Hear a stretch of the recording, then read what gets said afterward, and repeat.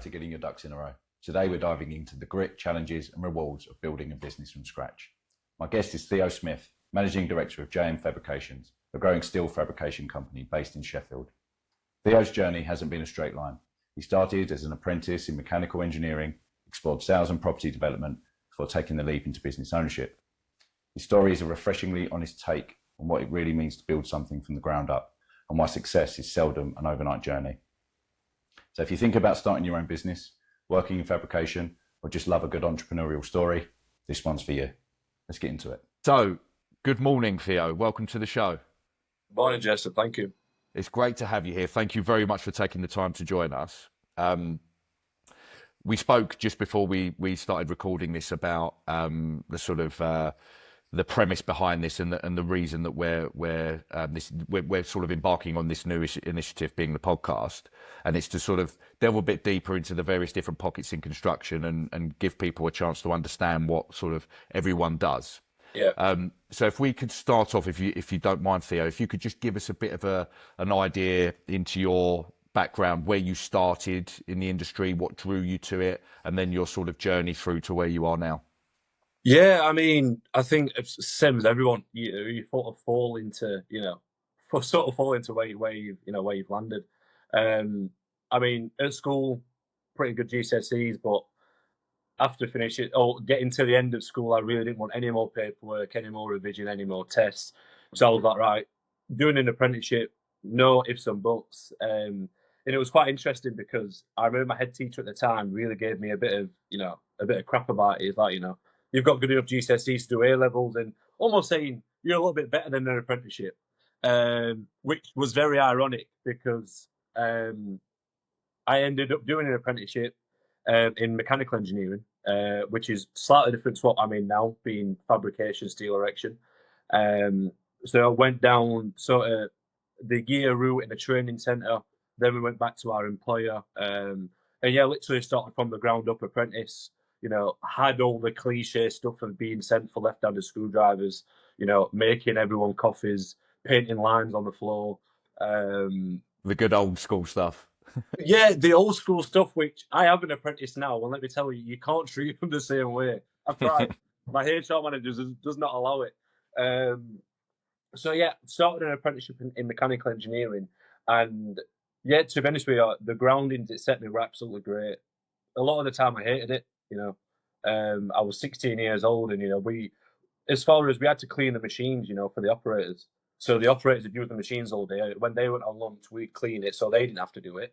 And it was a company in Rotherham. I don't mind actually saying on this who it was. It was a company called Newberg. The same company doesn't exist anymore, but it was a great company, family run. Had a really good culture behind it. A really great space.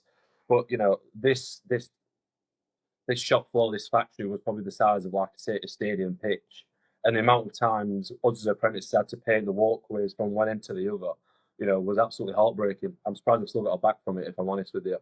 But generally, it taught me, really, really good foundations, literally starting from the bottom and working my way up.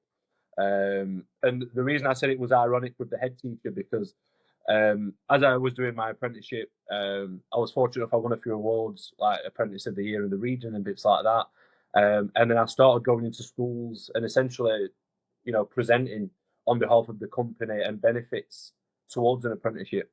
And it was so ironic because I went back to my secondary school and did a presentation next to that same head teacher, promoting apprenticeships. And to be honest with you, I still do vouch for them, because from an aspect of, actually getting experience alongside your education, which we know, the common denominator, the common issue that we have is student grads coming through saying, I've got this great, this great education, but I have zero experience. And in the industry, it doesn't work. So from that aspect, it was absolutely great. I did my degree in mechanical engineering through my employer, which they paid for. I got paid while I was doing it. And these were the sort of features I was going to schools and selling. And I remember going into my secondary school and, presenting about the company I worked for and my own journey as an apprenticeship. And at the end, I'll never forget it. It was like, Theo, thank you for that. He was like, guys, I remember speaking to Theo when he left school, and, I told him he was doing the right thing, getting an apprenticeship, and I'm so glad it's worked out for him. And I'm literally stood there looking at him thinking, you absolute liar. You told, Yeah. you told me to stay well away from it. Yeah. So yeah, went down the apprenticeship route, and yeah, I then went onto the machines just as an operator. It was a bit of a reality check when I first got there, a little bit personal, but my grandparents retired, early 50s, and you sort of only know what you know as you grow up without sounding too ignorant. Now, it was a real shock for me, to get on a shop floor and I was seeing men at, you know, 70, 75 years old, covered in soot, laid on the floor. And I was just a bit like, I was frightened, to be honest. I thought, I don't want to get to that age. Not that there's anything against it, but if I'm honest at heart, I'm quite lazy. I thought at that age, I want to be sat down, in a caravan or something like that, eating. Um, and yeah, what it drove me to quite quickly is when I saw the sales team. We was going into a factory, the same working environment every single day, often working on the same machines and the same products. And then, a few days a week, I used to see the sales guys come in a nice suit, a nice shiny car. And I speak to them, they're like, oh, yeah, I've just been to Scotland, or I've just come from London. You know, and that really put like a bit of a fire in me to get into sales, because I thought, I'd much rather be out talking to people than, and like I said, not that it's right or wrong, it was just my preference. I then went over to a team leader role, sort of a team leader whilst I was still actually working on the shop floor. And I showed an interest for sales that was supported by the current management. Management changed, when the new management came in, understandably, he said, look, you're a team leader and you're a machinist, and that's the only thing I want you to be. So I took a little bit of the sidestep out of the industry, into a catering company to get sales experience. From there, I was there for a few years. I then took a sales technical role for around 5, 6 years. On the side of that, before COVID, I started a bit of a personal journey in property development. So buying properties, renovating, remortgaging, renting, and trying to move on.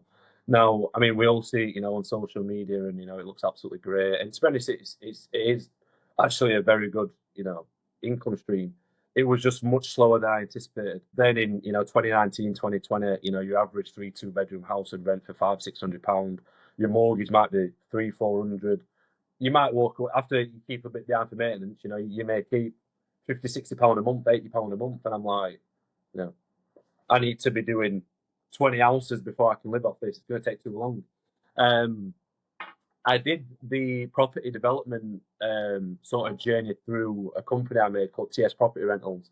When I realised it was a little bit too slow, I used that as an investment opportunity. In all honesty, I was looking for anything.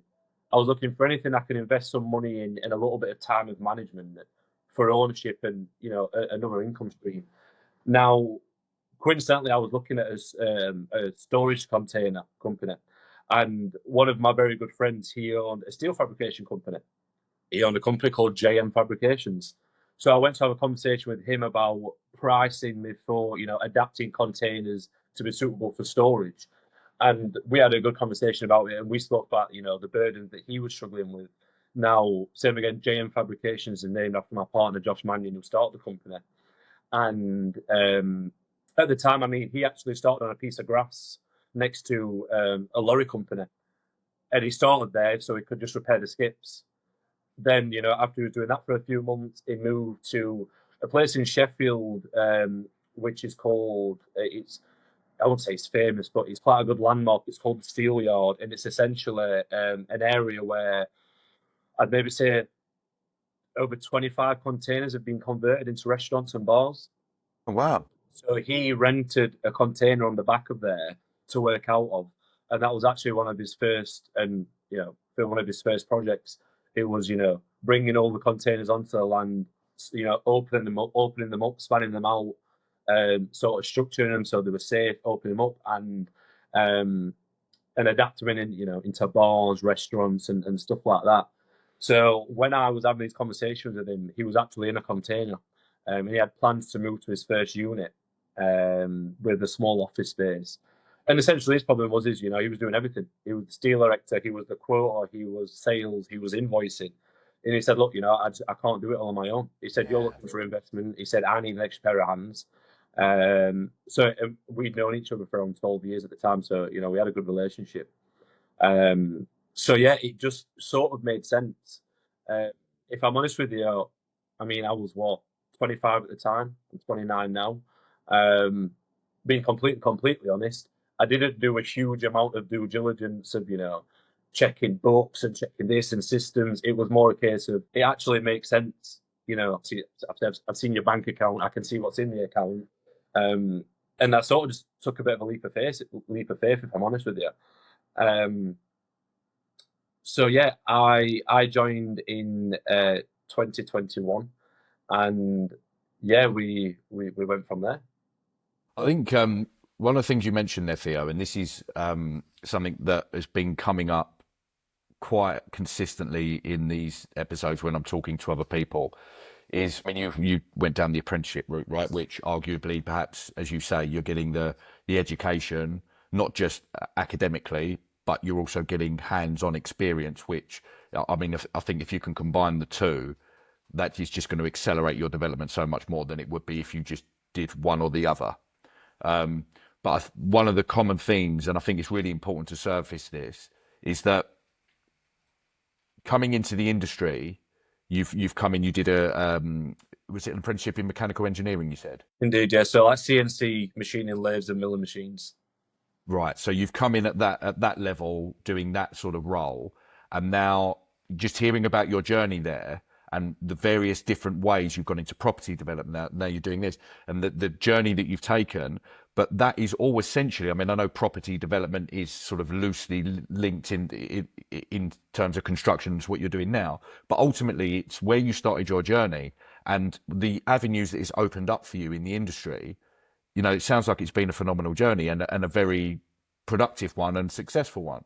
And I'm keen to get that across, because people, when I speak to younger people about the construction industry, they immediately think of trades, and, they're going to be driving a van for the rest of their life. Not that there's anything wrong with that. I don't, there's a lot to be said for that. And I know a lot of successful tradespeople. But I think it's important to understand that, yes, once you've plied your trade in, whether it's, mechanical engineering or an electrician, whatever it is, once you've done your first year, 2 years, 3 years or whatever, and got your foot in the door and you understand the industry and you're in, the avenues that are available to you are almost endless, because construction is such a huge industry. We went to Future Build last week, the expo at the Excel, and it was just it's good to be present. It's good to knowledge share. Obviously, it's good to make contacts and stuff like that. But one of the resounding things that we came out with that, and it really sort of had an impact on me, is the amount of different specialisms in the industry.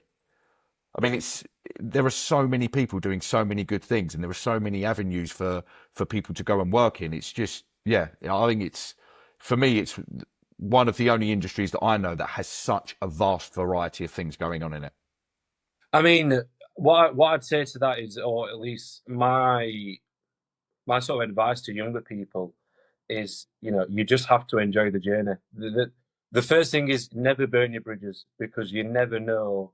I still work with people and I still benefit from relationships that I got from being 15, 16, being a young lad who was a keen apprentice, and people saw that in there. I still speak to the directors of my first company I worked for. One of my, I've had management help me in mentoring. I've had, the relationships are so important. Now, same again, it's even easier now than what you said, regards to sort of how limitless the options are. We're in a digital world, and the reality of it is, even though it's construction, there's people out here with website pages or advertisements for, construction items, whether it's steel, RSJs, whatever, and they can just sell a front, and actually they're just a middleman. That's the market that we're in. But the reality of it is, you don't know who you're gonna. And that was some advice I got when I was around 18. Actually, on the back of an argument with one of my managers, and he said to me, "Never burn your bridges, because you don't know who you're gonna." And it's so true. I've had it already in countless times. Whether you're speaking to new companies or people just speak your name, and it's, "Oh, actually, I know that guy. I used to work with him." and it can either work for you and against you, because the reality of it is, although the industry can change and there can be fluctuations, there are always people buy off people, and that I don't think will ever change to a certain extent. You can have a good product, but if someone in your team says, "Look, I know that guy, I don't trust him, not a credible person at all," I'd stay away. Don't really matter how good your product is. They're not going to touch you with a barge pole. And this comes down to people's values and integrity. There's not really a cheat to it. Work hard, build good relationships, be honest, have integrity, and people will they'll credit you for it. Same way if you're trying to cheat through the industry, you're trying to lie to people, you're quickly going to get found out, because I'm quite I'm not naive. I'm quite young for the position that I'm in. That has some great advantages and also has some potential disadvantages if you're not aware of them. And if you're trying to lie and you can easily get found out. And like I said, I've been a lot more successful in just being honest with people. People respect that. Likewise, where it was only really until you said you've actually gone through all these different industries, and even that, for me, I mean, sorry to go off topic a little bit, but it comes down to you would have you would have read on business, and one of the common things is, what's your why? What's your why? Why are you waking up in the morning? Why are you taking these risks? Why yourselves? Why are you running this company? There's a reason why, and you need that reason, because that why is what will get you through the hard times. It's what will allow you to take that leap of faith, because you need to. Experience the relevant is that's what I've been doing all my life. I think what you say there as well. I mean, the why. A lot of people, but I imagine people think, make a living, money, and that's fine if that's what drives you and that's your driver. Fine, but I think from my own personal experience, what's worked for me is having something that has meaning beyond just earning an income. Because I think if you can find something that people talk about purpose, and I know that term gets thrown around quite a lot these days on social media and stuff like that. And we've all heard various different people talking about this. But for me, it resonates with me in the sense that the reason we're doing what we're doing is to genuinely help people and help the industry embrace new ways of doing business. And I know people will say, yeah, but that's all about money. Yeah, I get that. I understand that. But there's a second layer to it. Exactly that. And that's what, genuinely helping people. And when you have that integrity that you've built up over years, you've been consistent in your message and the way you do business and the way you operate, the way you treat people, then you start to get to a point, I believe, where people, you become attractive to people, because you have the years behind you which demonstrate your morals and your integrity, as we say. And also, because your driving factor isn't just how much money's in your bank account, you have more of a purpose that pushes you on even further and makes you want to do more. And how can we help people more? How can we leverage this new thing that's come out? How can we help our clients apply that to their business? And the money and all the rest of it, that just almost comes secondary, because you're already doing a good job and you're doing it for a reason. And I think that there's a big conflict. I've got younger brothers and I've got 2 kids. And I think there's a real issue at the moment, and this is well rehearsed, I know, but I wanted to mention it on here, given what we're talking about. This, become a millionaire in 3 months on social media. And I think it's a really unhealthy message to send, because even if you can do that at the age of 21, the process that you're going to learn in achieving that, which is virtually, I mean, it's so unlikely that it doesn't even bear thinking about. But if you are one of those very unfortunate few, that doesn't put you in good stead for your future, other than the monetary gain that you get. You're still that 21-year-old kid who has absolutely no experience, and you've got 50, 60, 70 odd years to go. Yeah. And that message, this get rich quick stuff, I think it just strips back all of the things that I believe personally. This is very subjective. I'm not saying this is the way the world should be. I'm not trying to give the world my wisdom, but for me personally, it is a conflict for me because I just don't think it helps you grow as a person and achieve long-term success, whatever your version of success is. I completely agree. You know, business owners, successful people will tell you the lessons come in the losses. You know, you have to make the mistakes. And I'll be honest with you, the thought of being a 21-year-old who hasn't had many losses with millions in their account is actually very scary because, you know, having that amount of capital at such a young age, going wrong at a percentage value, you know, if you're investing £1 million and losing, 5% a month, that's a much bigger problem than starting a business. You know, you invested 500 quid. You can afford to lose and make the losses. You can't afford to make them losses with big money like that.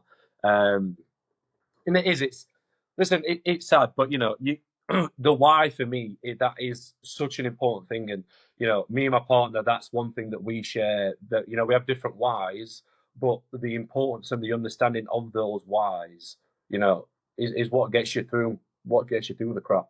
Yeah. And quite likewise too, I'm not, everyone would love, a few million in the bank, but that's not my aim. My aim is more the freedom. It's more to create something that, create a business which runs, and, I can also have the involvement of, family members.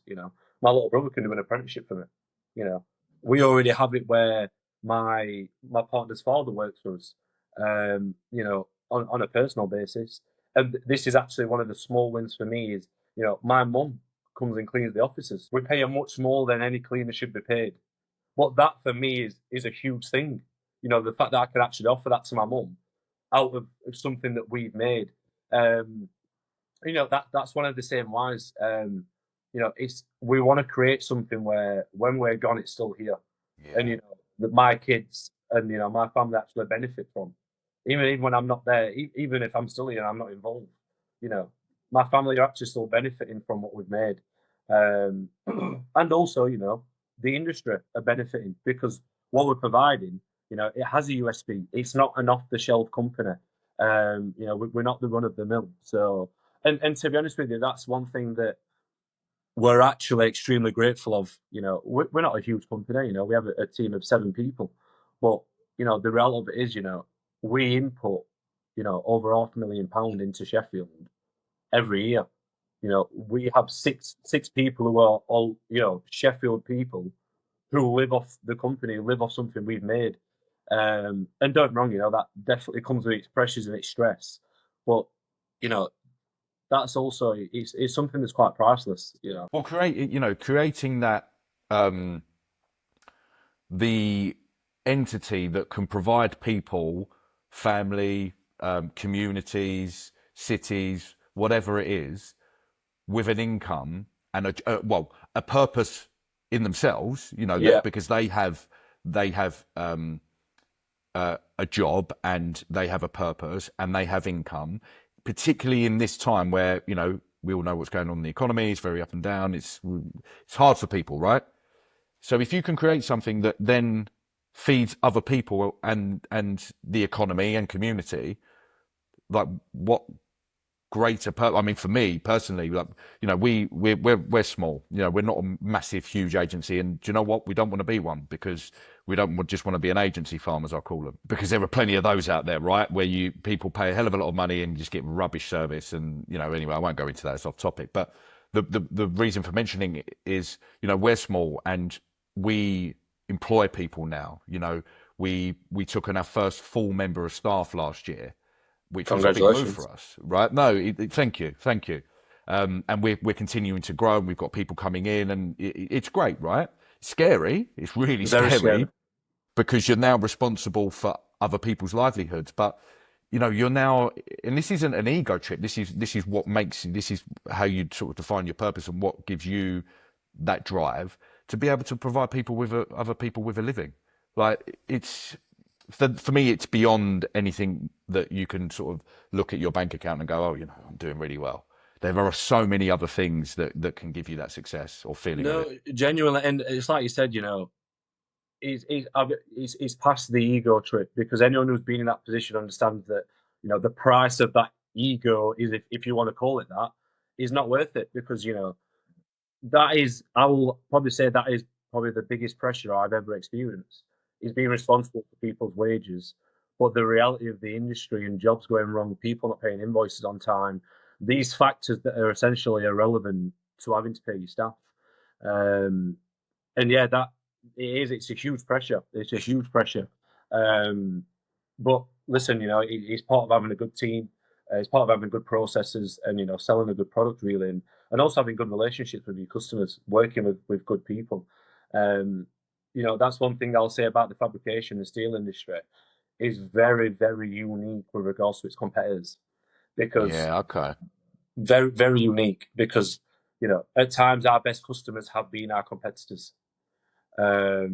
And, you know, we'll get onto this when we speak about, you know, innovation and sort of, you know, industry standards and things like that. But, you know, it's it's it's not so much that, you don't wrong, your competitors are your competitors, but, you know, the reality of the fabrication industry is people have overspill, people have dry spells, you know, people need assistance from other fabrication companies, whether that's men, services, machinery.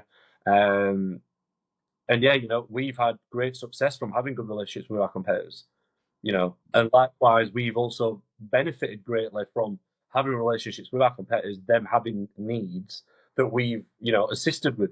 Um, so yeah, I've never come across an industry like it.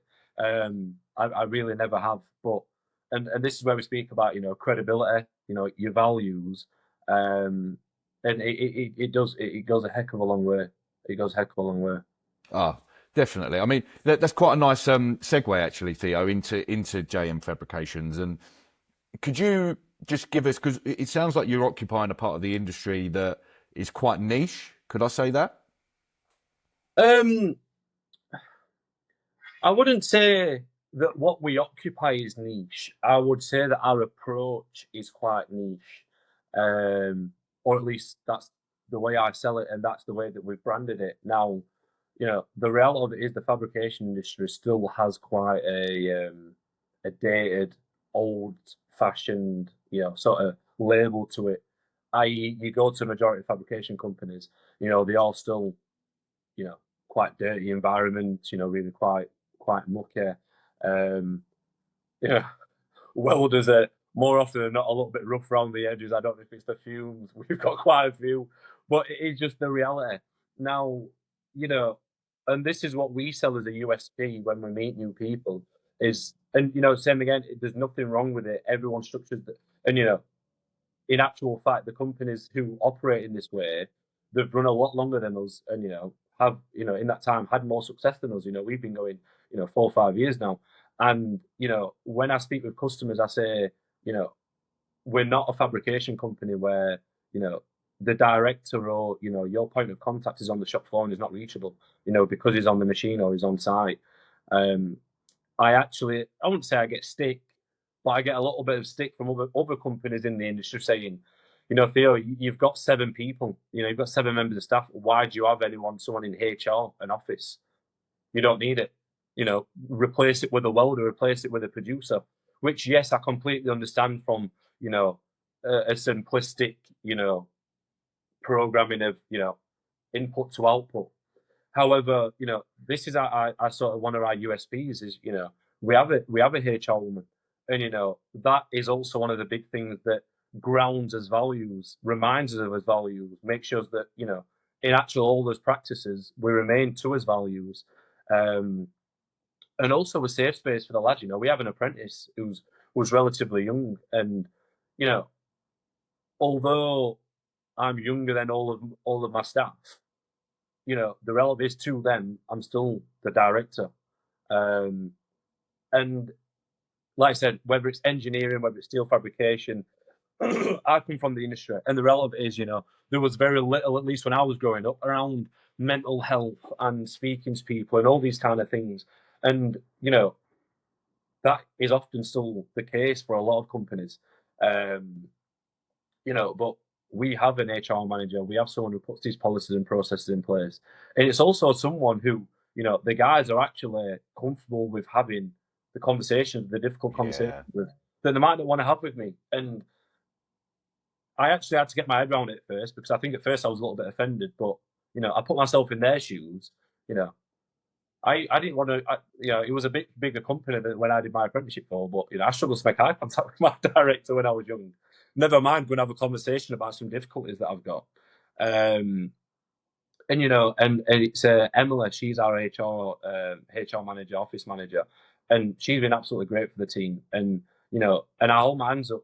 We've had conversations, whether it's about the industry or it's about our own policies and things like this, or how we progress. And often, it's actually having someone there who you can trust, and also has the space and the room to, almost put you in your own place sometimes. Everyone thinks, oh, you're the boss, you do what you want to do. It's actually majority of the time the complete opposite. You're answering to customers, you're answering to people who you've given responsibility to within your own business, and you have to respect that. And to be honest, Emily's great at doing that job, because we'll have conversations, and I'll put an idea forward, and she'll say, Theo, from an HR point of view, that is wrong. I think the thing is with that, you mentioned it about, you're director of a company and you get to do what you like, work your own hours, and you're your own boss. Yeah, good luck with that. I mean, we're all answerable to our clients. I mean, I definitely do not work the hours that I would like to be working. I mean, my other half will attest to that. But again, without labouring the point, I appreciate we've discussed it, but it depends what you want for what works for you and makes you tick. But definitely this myth, I'm going to call it, that when you run your own business, you just you live the life of Riley and do whatever you like, because everyone, regardless of whether you're running your own business or you're working for a business, as in you're employed, everyone is working for someone. Whether you work for your clients or you work for your staff, because as an employer, you have a responsibility. And that, to your point about the HR woman that you have, and being able to give you different perspectives, because when you're running a company, and I've done this, I can get so blinkered sometimes because it's busy and you just got to get stuff done, and the client's chasing you, and you sometimes, and this is all about learning, and you become a better person for this, right? This is what we spoke about before we hit record, right? About the tough times, you understand more about yourself and you develop as a person. But when you're in that situation, you need sometimes someone there to give you a bit of a nudge and say, hold on a minute, I understand you're under this pressure, but you've got these people to think about, and that's not okay.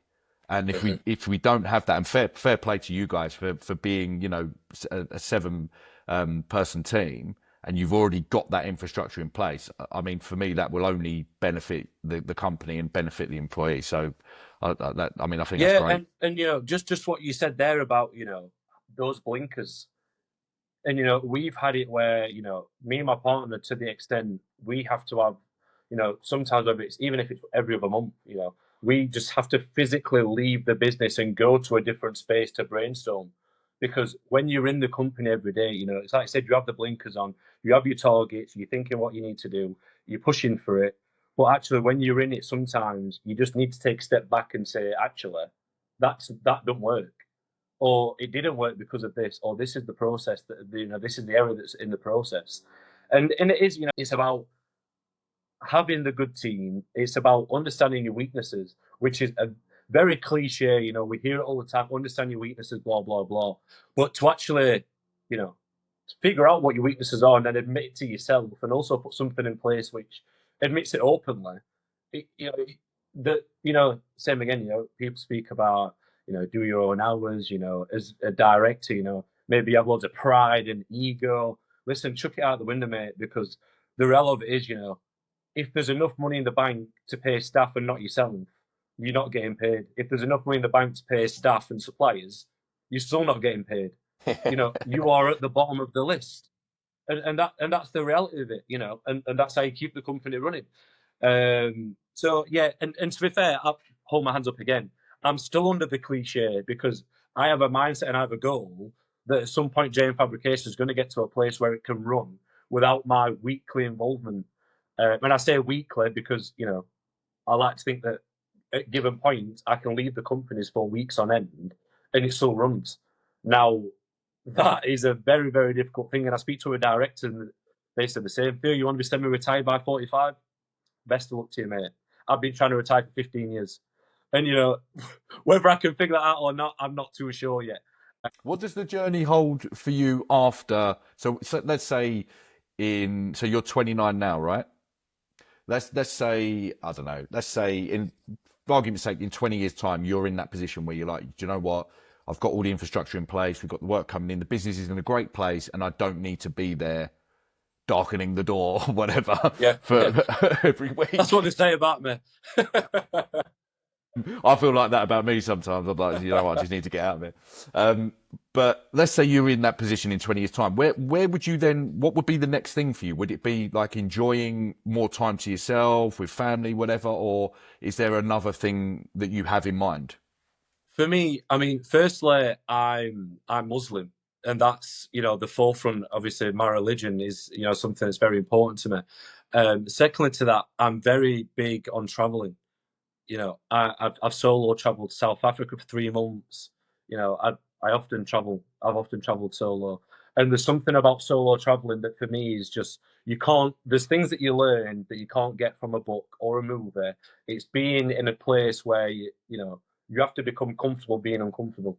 You don't know the space, you don't know the people, you don't know the language, and I also love sun, so I try and get the two hand in hand. But yeah, there's something about that for me that I just absolutely love. And my goal is to have a company to build an infrastructure where, it is processed from inquiries, inquiries being converted into sales, sales be converted into, to engineering, to production, to quality, to inspection, out the door, to a happy customer with, a full order book. And, that's my aim. And listen, the reality is, I'm still gonna have to be involved to an extent, but if I can sort of, me and my partner can own a company that runs, has the processes that runs. I can't say runs itself because I just feel too ignorant saying that. But a lot of the, it runs through a process, without my daily involvement, without me having to be hands on. And in that time, I can enjoy a life where, maybe I do a month on, a month off. Maybe I'm a month somewhere traveling and I'm back for a month, and vice versa. That's my aim because I come from a working class background, come from a council estate. Parents have always worked, and sorry to sort of swift on that. This is one of the other whys. I remember growing up through primary school, and my dad, he's a plumber, self-employed. He called himself a gas engineer, but he's a plumber. Sounds a bit better, right? I've got to give him a shout out. Generally a hero of mine, to be honest. But little things. I remember being in primary school and my mum picking us up every single day, and my dad maybe picking us up twice a year, and me almost thinking, it's a bit selfish of him or whatever. Only to grow to actually realise that he physically couldn't because he was working, because he had his own company, he couldn't leave.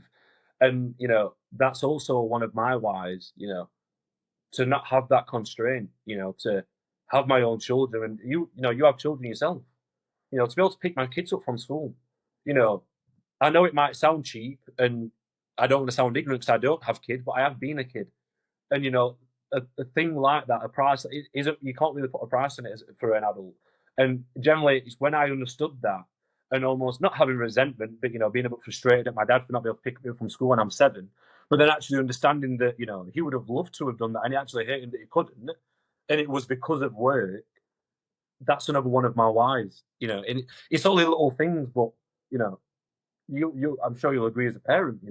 They're the important things. They are. I mean, the thing is, we all have a tendency, right? You get caught up in the day to day and your ambitions and work and all the rest of it.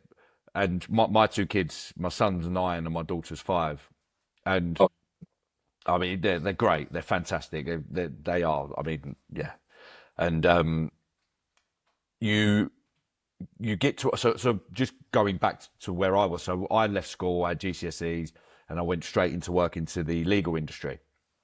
And it was a job I fell into. I didn't really enjoy it. It just didn't suit me as a person. And I was probably in it for longer than I should have been until I came out and we started this company. And then, sort of say the rest is history, but we are where we are now. But I worked long hours, long hours. I worked in the city. I used to get up at 6, train by 7, in work for 8. If I didn't have a do or an event to go to after work, I'd probably be home for 6, 7 o'clock. And that just, I didn't really have a relationship with my kids. This is when they were a lot young. I mean, I don't even think my daughter was born then, so when my son was a baby. And coming out of that now, and I'm very mindful of not letting my kids grow up without me, and one day looking at them and going, blimey, how did they get to 16? I don't remember any of that. Like, how did that happen? Because it's so easy to do. And I always try and keep in my mind that there are far more important things, and family for me, again, it depends who you are as a person. I'm not here to say what's right and what's wrong. It's just, in my opinion, family is a big thing to me. I'm a big family man. I come from a big family where, I've got 5, 6 brothers. We're all very close. And that's carried forward into my family. And I want to look after that and preserve that and treasure it, and not, sometimes it has to be flexible because you're working and you've got to do this, you've got to do that, because you have to provide, right? But I think if you can just remain mindful that there's a finite amount of time here, they will grow up and you can't reverse it. You can't just turn the clock back and go, oh, actually now I want to enjoy their childhood. I want to enjoy my 5-year-old daughter because I'm now ready to, because I've done everything I needed to do with work. You don't get that time back. It never comes back. Yeah, that's exactly what I was thinking. Doesn't matter how rich you are, how successful you are, you cannot buy time back. And I mean, this has been a great conversation, and hence, sort of the hinges on the conversation. But the reality is, we've all been children. We all have parents, and that impacts children. It impacts how they grow up. It impacts the people they become. It impacts their relationship with their parents. But yeah, especially you, as a dad, if that is your why, and often, children are people's why, understandably. Now, if you're not actually there, to be present and enjoy your why, then, like I said, it can be a double-edged sword if it's not balanced correctly. But easily understood why it can be understood why it can be mistaken, because you're working hard for them, but in actual fact, to not be present is another danger. Yeah, I completely agree. It's a very difficult balance. Says the man with no children. Theo, do you know what? It's one of those things, right? And I learned this very quickly after we had my son, that everything you think that you want to do and how you want to be as a parent and how you're going to go about it just completely goes out of the window as soon as you have a kid, and you realize that you can never be prepared for it. But it's the most, it's the most exciting, challenging thing that I will ever do. And actually it puts a lot of things into perspective, when something goes wrong at work, or whatever, there's like a client, something hasn't gone right for a client, and we're having to sort it out, and there's a problem. I just always try and remind myself, look, you managed to, you've got 2 kids, 9 and 5, and they're still healthy and functioning and growing up quite well, so you can handle this. It's going to be okay. What I was going to move on to, the future for JM and where you see that going. JM Fabrications, as we essentially stand on 3 legs. So batch fabrication, which we complete in-house, and this is items, anything as small as probably your coffee mug to anything roughly 12 meters squared. Anything within that of quantities over 5 off is what we specialize in batch producing. So we offer a turnkey solution in all our 3 services, or all our 3 legs of the company, if you like, and that's from design, material supply, whether it's laser cutting, welding, fabrication, material treatment, delivery, installation. So everything from concept to completion. The batch fabrication is the same again, like I said, from a various of sizes, but in principle, our USP there is working on a basis of completing one, it being signed off by the customer, creating a jig against that item, and then having a production line towards it. i.e., maybe cut on the bandsaw, to a fabrication work cell where it's fabricated against a jig, to a welding work cell and it's welded, to inspection, cleaned off, inspection, out the door. Um, and I'd probably say I benefited from a mechanical engineering apprenticeship in that, because it actually sort of drove my life. The principle in mechanical engineering, while your machine is, is to have your machine running as much as you can without any stops. That's the aim. So whether you need to change tools or whether you need to change, everything is set and ready so your machine is down for the minimal amount of time.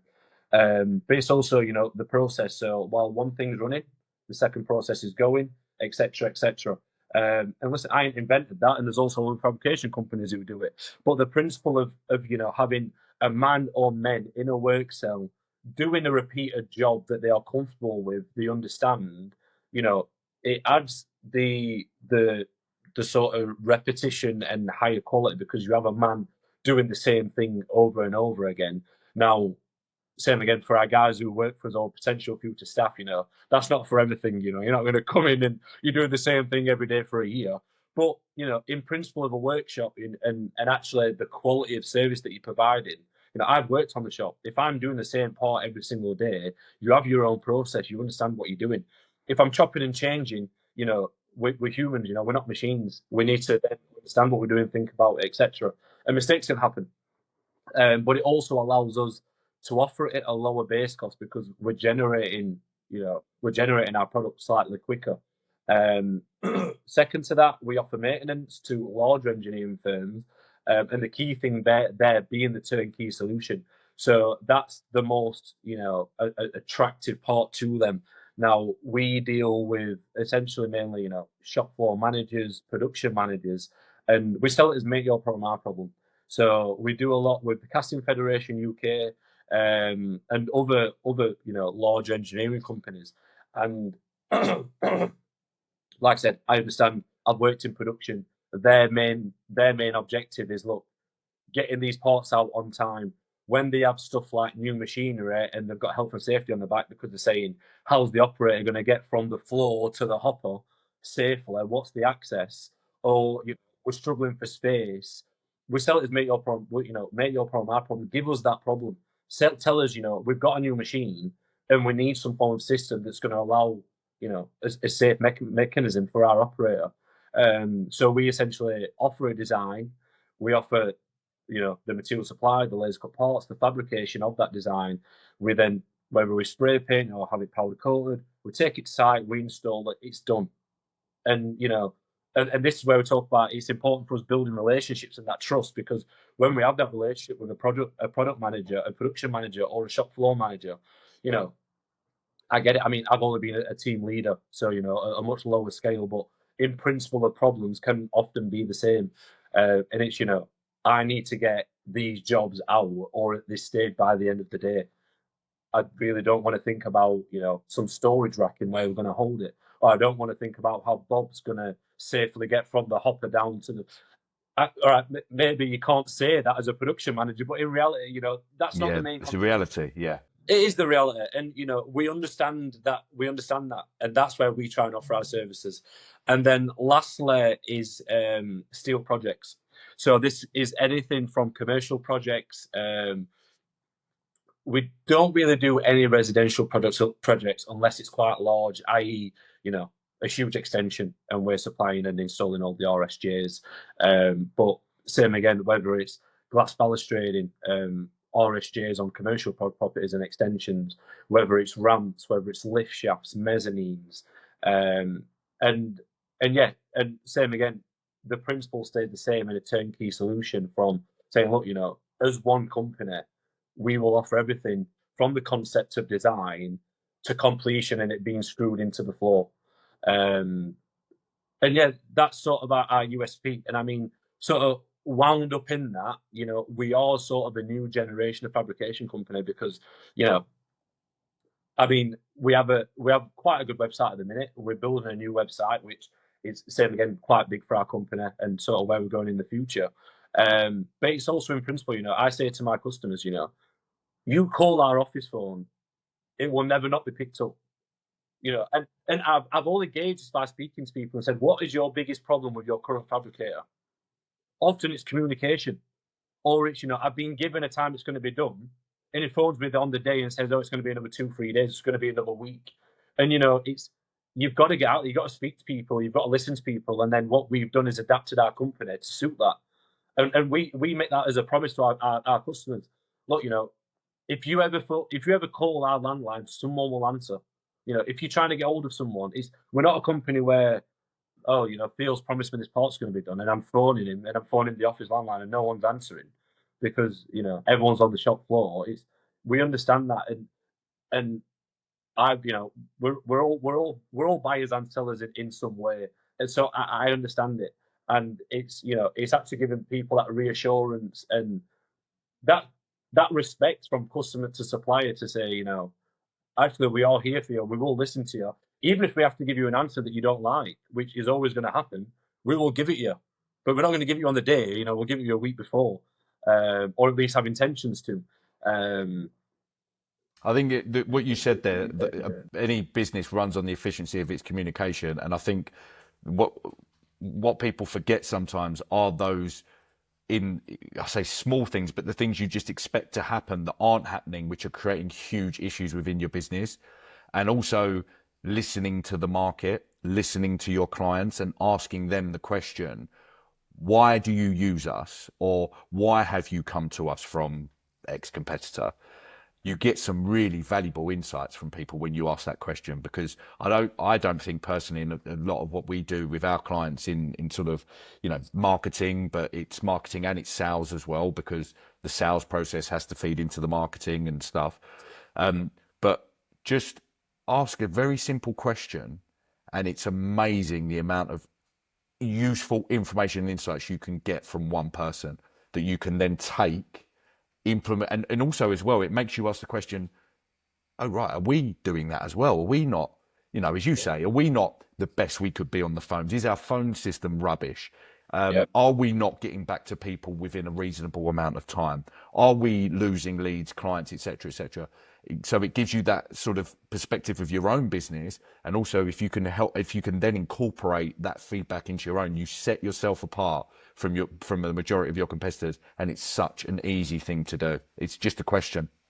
Generally, I think it's one of those things where it's simple and it is easy, but can actually not always be that easy to do or to get through the door. Now, and for us, it's absolutely invaluable, and it's little things. We use QuickBooks on our back office. Sorry, while we've been on this call, my phone has been going absolutely crazy. So if I'm ever looking over getting distracted, that's why. And yeah, we have notes on for our accounts, i.e., this particular company prefer email conversation as opposed to phone conversation. They don't really like being phoned all the time. Keep the conversation via email. And it's little things like that. And then, when you've actually had this relationship for a while and you've got a good relationship, and I've had people tell me before, Theo, I've actually had prices that are cheaper than you. However, we trust you. We know your lead times are reliable, your communication is there, and your quality is there. And actually, the reality of it, and I always try and speak this. Anytime I'm in front of a new customer or a potential customer, I ask them, look, what are your important factors? We get price. Price is important to everyone.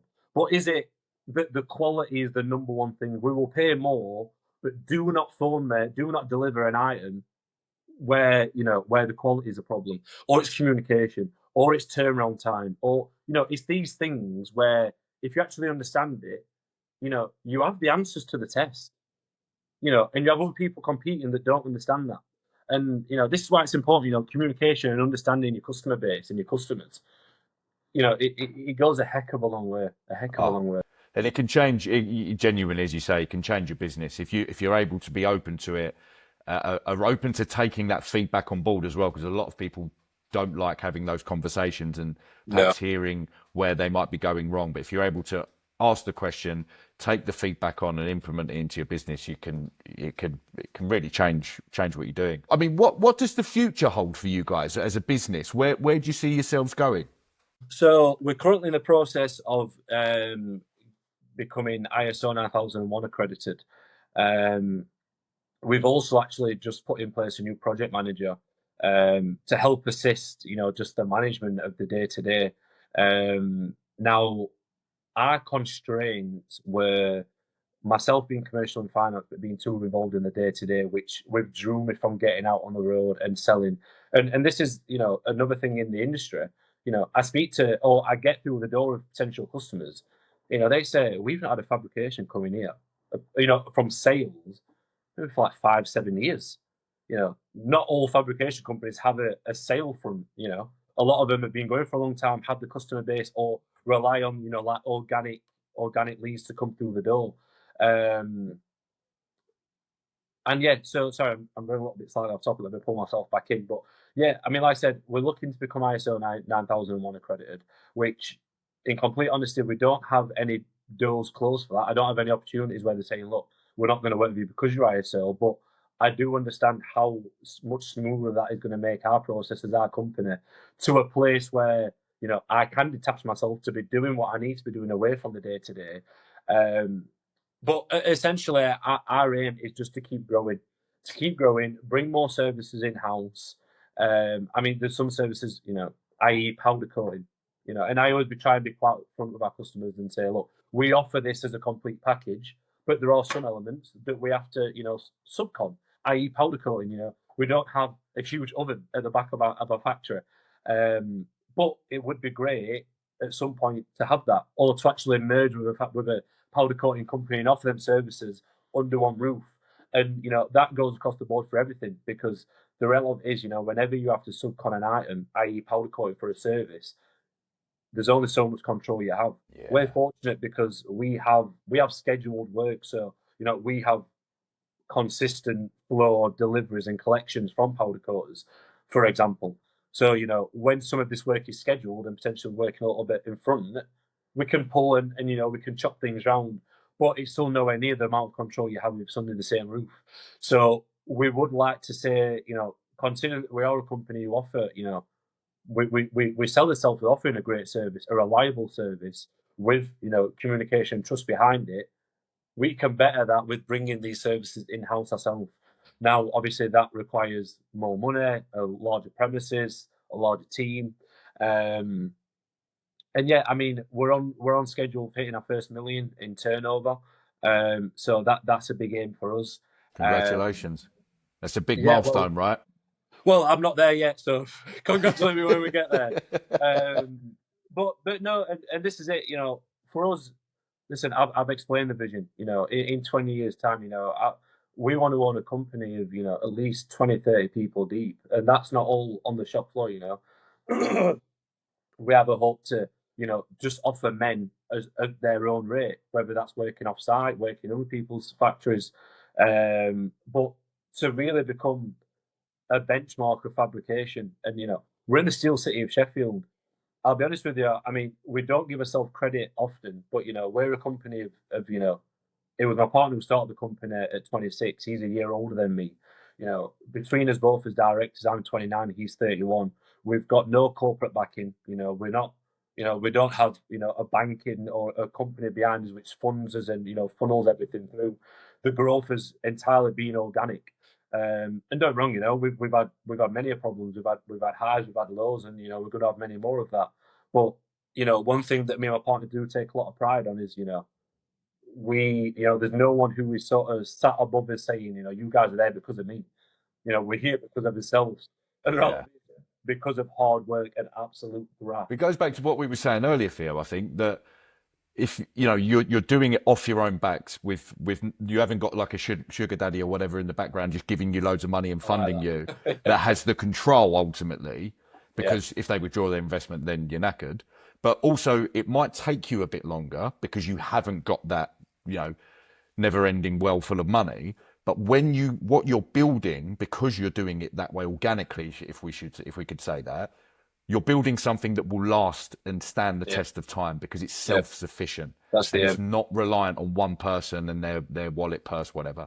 And I think, what we were saying earlier about, you might be able to get rich overnight and all the rest of it. But if you can build something over time consistently through hard work, that is what will deliver you longer term success and stand the test of time. No, literally, definitely. And like I said, for anyone watching this, I'm not selling it as a fairy tale at all. I have friends who, who have created companies in completely different industries with much lower risk and created much higher turnover. So, if potentially your aim is just to become rich, maybe it is a difficult industry. It's a very difficult industry. And, same again, we've had quite honest conversations. I don't mind being honest, for us to get here, I've got a home that I own. I'm actually sat in my home. You know, I have business parts of my business which is tied to my home, and I've had to do that to get here. And the reality is, if my business was to fall tomorrow, I probably would lose my house. And I don't mind being honest, it's because the reality of this podcast is to give that Yeah, aspect. So absolutely. we're not going to sit here and say, yeah, guys, work hard without any backing, and you'll get there, blah blah blah. I've had many a months where we've not been paid on time. We've got customers who we're actually in court with at the minute who owe us outstanding invoices. There's been many times when me and my partner as directors we've not paid ourselves because we've had to pay as rent, we've had to pay all the staff, we've had to pay suppliers to carry on working. And the reality is it's not always very nice. I'd much prefer to have a company that my house is not tied to, but if I want to achieve greatness and I want to do these things, then you've got to push it, and this is where we are. Do you know what, Theo? I really, really respect and appreciate your honesty there, because I think that is, what you're saying there in the process, and things being tied to your home and stuff, that's a reality that I think a lot of people aren't told. And these are the risks that you have to take. And maybe not, it depends on the industry you're in and on all the rest of it, right? But, sometimes you just have to roll the dice and go for it, and goes back again. I don't want to just keep going on about this, but if you're in it and you have a purpose and you have a why, you'll take Yeah, those risks and you'll make it work. If you're yeah. just in it to make a quick buck, look elsewhere. Because you're gonna come against hot times that are that hard, Yeah, and you're just absolutely. gonna say, if you're just in it for me, you're just gonna say, nah, there's no point. And you have to have a bigger purpose. And like I said, maybe that I don't know, maybe that's bad business advice. I don't know. I think it's a reality because Theo, we're two guys talking, right? And we don't speak for the whole business community in the UK or the world or whatever, right? But the same things that you're experiencing, you talk about being paid. Everyone else gets paid before I do. Everyone. And some months that means I don't get paid. And that's just the reality of the situation. If you're waiting for an invoice to be paid by a client who's dragging their feet and, oh, sorry, we missed this month's payment run, it's going to have to go into next month's, and all that nonsense that goes on, that we've all experienced. Sorry, I'm just going to say it for what it is. Very true. And you cash flow's hard, right? And we don't have a sugar daddy who's just giving us money. I haven't got a rich family that are just bankrolling me. Everything that I've got, my home, my business, everything has come through me and my other half. There's no one bankrolling this. So, and that's the harsh reality of it. Sometimes you do go without, because I would never see my staff not paid ever over me. I wouldn't, and genuinely, I wouldn't be able to sleep at night knowing that, oh, I haven't paid my staff, but I'm all right this month. You It doesn't can't. work like that. You can't have that attitude and run a successful and sustainable business. And I've fair play to you, genuinely, for saying that and surfacing that as a reality. Not all business owners go through it, and if you're lucky enough not to, great, fantastic. Teach me. But ultimately, it can happen. Majority of business owners I know, have experienced that at some stage. Yeah, They may not be there now, but definitely within the first 10 years. yeah. I, You have to go through it. and it is, I speak to many other business owners who are much older than me, and whether they've been going 10 years, 15 years, 20 years, and they're still in that position or they've come out of it, they will all say at some point, look, my house was against the company. The overdraft of the company account was against my home. Or, I had to get a family member as a guarantor for a loan. It's not for the faint hearted. It's not something to play around with, because, it's interesting because, like I said, we're on his way to trying to push for £1 million. We put how much in Sheffield, And, you know, I can speak to friends and they're like, oh, you know, like as a council maybe post something and say, oh, JM Fab's accounts up by this percentage, whatever. Oh, you know, people are like, bloody hell, your company's making like 500,000-600,000 a day. You must be minted. Like, it doesn't work in the same ratio. Like, you know, if you understood, you know, how my pay has increased between us earning 200,000 to 500,000, it does not work to the same ratio. It really doesn't. But listen, at the end of the day, you know, I'm very grateful. You know, we've run. The company's been going 5 years. I've been involved 4 years. You know, I'm still extremely blessed. You know, I own my own 3-bedroom house. You know, I have my own car. You know, I go on holidays. You know, I'm far from rich, um, and I definitely have my difficulties. But you know, I could be much worse off. And you're doing it as well, Theo. You seem, I mean, this is the first conversation we've had, proper conversation, but you seem like someone who is happy and is driven and has found their purpose. And to anyone that's listening who's thinking, God blimey, I never want to run my own business now. Like you guys have just scared the crap out of me. Like, Sorry, guys. but genuinely, if you can find that and it drives you, yeah, it's stressful, it's hard, but there's something beyond. Everything. Yeah, it just, you do it because that's what you feel you're here to do. It's your lifestyle. Exactly. It's your absolute lifestyle. And, you know, I remember wishing for this. And I remember saying to sort of my grandparents and saying, you know, I want to be, you know, I want to be that person at the family parties who's, you know, taking business calls and having to do this. And I remember saying that. And I actually remember, you know, it was only like a few years after. I remember being like Christmas Day and I'm doing drawings and stuff. You know, and everyone's like, Theo, put your laptop away. And I'm like, I can't. And I'm like, why did I wish for this? But it is genuinely a lifestyle. And listen, not everyone's going to be cut out for it. And you know, like I said, the reality is, regardless of, you know, hopefully we all make, you know, very profitable businesses that run very well. But also, just in what it teaches you in the experience of doing it is absolutely priceless. Because, you know, I've already had people offer me jobs and saying, look, regardless of your business, what I've seen you do and what I've seen you create and, you know, what you have, the skills are there, you know, to drop into another position. Because listen, from when you can run your own company and, you know, you're mindful of everything from how clean the office is to have, you know, is HMRC up to date, to cash flow, when these invoices coming in, to what's the quality of our product, to how do we answer the phones. You literally are looking at every single aspect of the company that can be considered. So, you know, you can't, if you can do that, it's not something that can be taught. And this is it. It goes back to similar what we were speaking about with, you know, student grads and things like this and apprenticeships, because one of the first things I was taught when I was actually in my second interview for my apprenticeship, my manager told me common sense is not common. And Yeah. you know, the principle behind that is, and this is nothing against, you know, student grads without experience, because I know some of the smartest people I know, but in principle, you know, I know people who studied engineering or maybe CAD design or you know, at university, you know, can show you a program and it cuts everything. It's amazing. But one person who knows the machine says that's not going to work because your tooling won't get in that way, for example. And it's you know, it's having that common sense. You can't actually teach it. It's time that teaches Time. that. Yeah, You can't put absolutely. someone in a classroom and teach them common sense. You actually just have to be in situations you're not comfortable in, and sometimes make mistakes, figure it out, and get through it. And that's the credibility, really.